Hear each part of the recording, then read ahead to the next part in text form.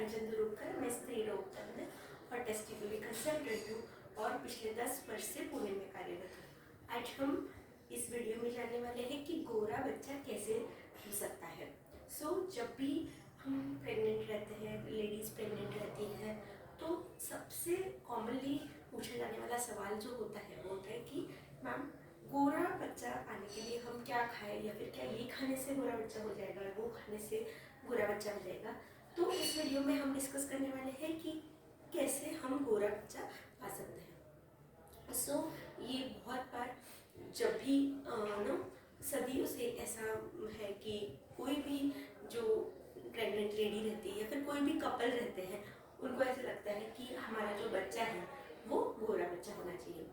लेकिन ये जो बेबी है उसका स्किन कॉम्प्लेक्शन, यानी कि बच्चा हमारा गोरा होगा कि काला होगा, ये जो चीज़ है, या फिर सांवला होगा, बेबी के हेयर कलर कैसा होगा, बेबीज़ के आइज़ का कलर कैसा होगा, ये सारी चीज़ें, बेबी का हाइट कितना होगा, ये सारी चीज़ें जो है वो जेनेटिक्स पे डिपेंड करती है। मतलब कि आपके जो गुणधर्म है उसके ऊपर ये चीज़ें डिपेंड करती है। ये जेनेटिक्स क्या होते हैं, मतलब कि आपका बेबी जो है वो एक तो आपके जैसा दिख सकता है या फिर आपके हस्बैंड के जैसा दिख सकता है। कभी कभी ऐसा हो सकता है कि ये आप दोनों पे भी ना गया हो और नाना नानी या दादा दादी या फिर आपके जो भी जो रिलेटिव्स हैं उनके ऊपर ये बेबी गया हो और उसकी वजह से बेबी को कॉम्प्लेक्शन जो है वो वैसा हो जाएगा। अब बहुत बार ऐसे हमें इंस्ट्रक्शंस मिलते हैं कि ज़्यादा दूध पीजिए, केसर ज़्यादा खाइए, उसके बाद हनी पीजिए, ड्राई फ्रूट्स अच्छे खाने चाहिए। उसके बाद कभी कभी ये भी बोला जाता है कि तिल के लड्डू ज़्यादा खाने चाहिए। ये सारे जो बहुत सारे इनपुट्स जो है वो प्रेग्नेंट मदर को मिलते हैं कि हाँ ये खाने से गोरा बच्चा हो जाएगा, ये खाने से गोरा बच्चा हो जाएगा। क्या ये सारे इनपुट्स के साइंटिफिक कुछ तथ्य हैं? तो ये सारी जो चीज़ें हैं, केसर, दूध, ये सारी जो चीज़ें हैं उसमें हमारे बहुत सारे प्रोटीन्स हैं।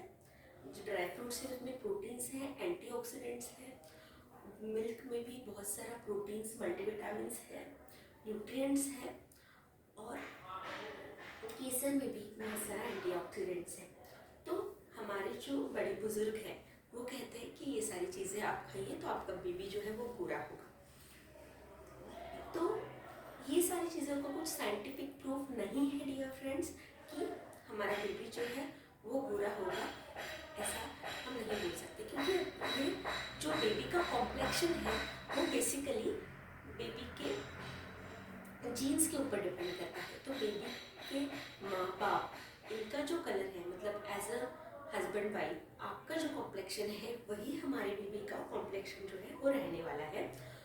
लेकिन हमारा जो बेबी है वो हेल्दी रहना, चाहे वो गर्ल हो चाहे वो बॉय हो, हमारा जो बेबी है वो बिल्कुल फिजिकली और मेंटली हेल्दी रहना, ये हमारे लिए सबसे इम्पोर्टेंट बात होनी चाहिए। और इसके लिए जो भी प्रिकॉशंस हैं, जो भी आपके time to time ANC checkup है, जो भी आपका आपको बताया गया है कि इस टाइम पे आपको विजिट्स के लिए आना है और ये मेडिसिन आपको लेनी है, ये टीके आपको लगाने हैं, ये सारी चीज़ें आपने अच्छे से फॉलो करनी चाहिए। तो इससे हमारा बेबी जो है उसका वेट और उसका वज़न जो है, हाइट है अपनी बेबी की, वो एकदम हेल्दी हो जाएगी। हाँ, हाइट आपकी बेबी की जो है वो भी डिपेंड करती है बहुत ज़्यादा।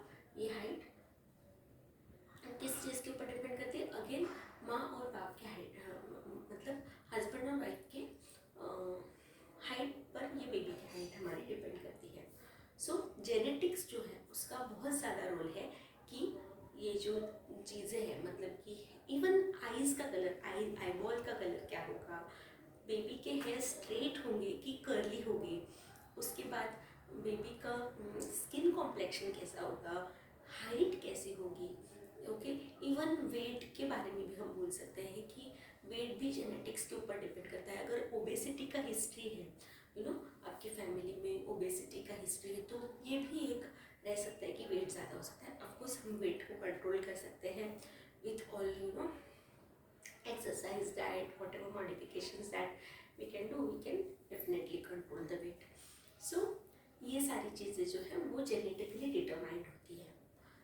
जो बेबी जो है वो कैसे बनता है, सो oocyte मतलब कि एग जो है वो उसमें 23X इतने क्रोमोसोम होते हैं, और जो मेल होते हैं उनमें से स्पर्म्स जो निकलते हैं उसमें 23Y ये क्रोमोसोम होता है. तो ये 23X और 23Y मिलके आइदर 46XX बनाएंगे या फिर 46XY.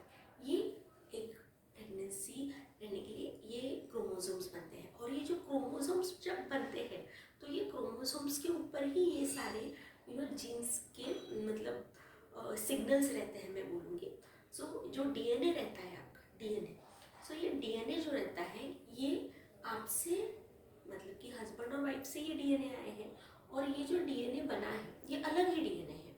मतलब माँ से और पिता से ये डीएनए आए हैं, लेकिन ये डीएनए जो बना है वो टोटली नया डीएनए बना है.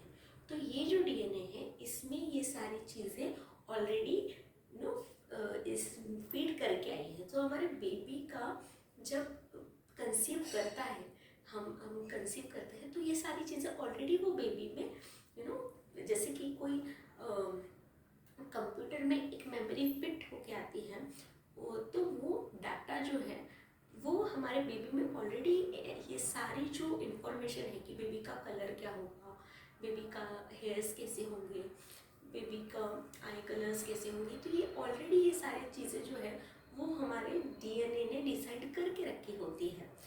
सो कोई चीज़ खाने से मतलब कि जैसे केसर खाने से या फिर ज़्यादा दूध पीने से या फिर ड्राई फ्रूट्स ज़्यादा खाने से ये जो डीएनए का जो मेकअप है वो चेंज नहीं होने वाला है. सो जो भी चीज़ें आपको बताई गई है वो आपने ज़रूर कंज्यूम करनी चाहिए, क्योंकि ये सारी चीज़ें मैंने जैसे बोला पहले भी कि ये सारी चीज़ें जो है वो आपको अच्छा न्यूट्रिशन प्रोवाइड करने वाली है, और ये चीज़ें जो है वो आपको एक हेल्दी बेबी देने वाली है. सो ये बेबी हमारा गोरा हो चाहे काला हो, ये हमारा बेबी होने वाला है, और इसे हम ज़रूर सारे ही नाजों से हम ये बेबी को पालने वाले हैं. चाहे वो बेबी गोरा हो, चाहे वो काला हो, चाहे वो दुबला हो, चाहे मोटा हो, चाहे ऊंचा हो, चाहे नाटा हो. सो हम ये बेबी को पूरी ही लगन से उसे पालने वाले हैं, क्योंकि ये पेरेंटिंग हमारे लिए बहुत ही इम्पॉर्टेंट है. सो ये जो चीज़ें हैं ये साइंटिफिकली प्रूवन नहीं है.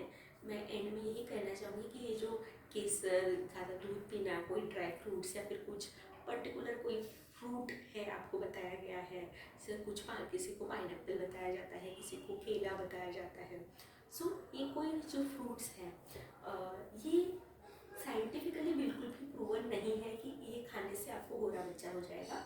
हाँ, आपका जो बेबी है उसका कॉम्प्लेक्शन पूरी तरीके से जेनेटिक्स के ऊपर रहता है, लेकिन आप अगर प्रॉपर आपका फॉलोअप रखोगे, प्रॉपर आपका ANC केयर जो है वो करोगे, तो ये बेबी जो है वो बिल्कुल स्वस्थ होने वाला है. कोई भी कॉम्प्लिकेशंस जो है वो आपको कम होने वाले हैं. ज़्यादा स्किन जिनका वाइट होता है उनको भी थोड़ा से प्रॉब्लम्स होते हैं. तो क्या प्रॉब्लम्स होते हैं उनको, तो इनमें मेलानिन की कमी रहती है.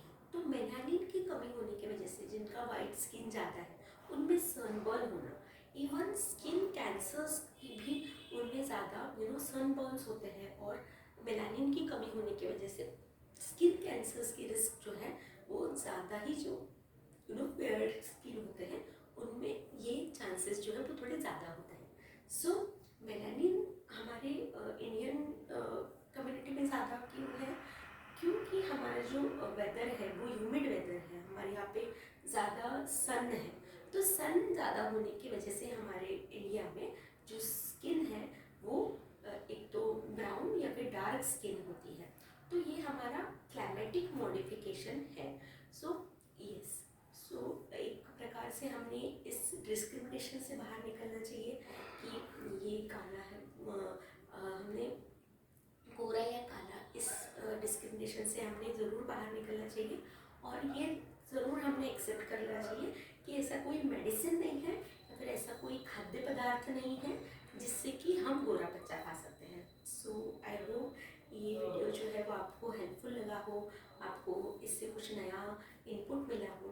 और अगर आपको ये हमारा वीडियो पसंद आता है तो हमारे इस यूट्यूब चैनल को ज़रूर आप लाइक कीजिए, शेयर कीजिए और हमारे इस चैनल को सब्सक्राइब कीजिए, जिसमें हम women health related, pregnancy related, fertility related जो टॉपिक्स हैं वो लेके आते हैं। सो अगर आपको ये पसंद आते हो तो ज़रूर हमारे चैनल को सब्सक्राइब कीजिए। Thank you so much.